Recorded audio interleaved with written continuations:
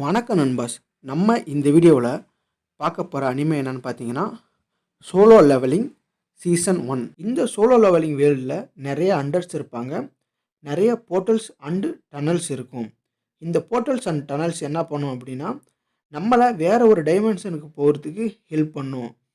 நம்ம எப்படி பூமியில் ஹியூமன்ஸ் வாழ்கிறோமோ அந்தமாரி வேறு டைமென்ஷனில் மான்ஸ்டர்ஸ் வாழும்.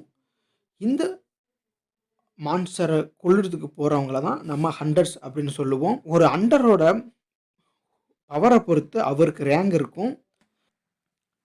சோலோ லெவலிங் வேர்ல்டில் ஹண்டர்ஸை மொத்தமாக 5 விதமாக பிரிப்பாங்க. S, A, B, C, D and E. S rank hunters தான் இருக்கிறதுலே ரொம்ப பவர்ஃபுல்லான ஹண்டர்ஸ் தான் இருப்பாங்க.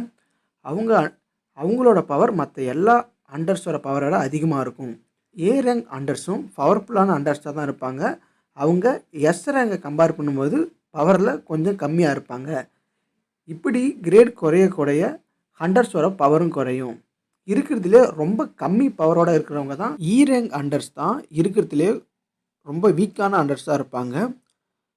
நம்ம கதையோட ஹீரோ இ ரேங்க் ஹண்டர், அதுவும் சாதாரண இ ரேங்க் ஹண்டர் இல்லை. அவரோட பட்டமே வேர்ல்டு வீக்கஸ்ட் ஹண்டர் அப்படிங்கிறது தான்.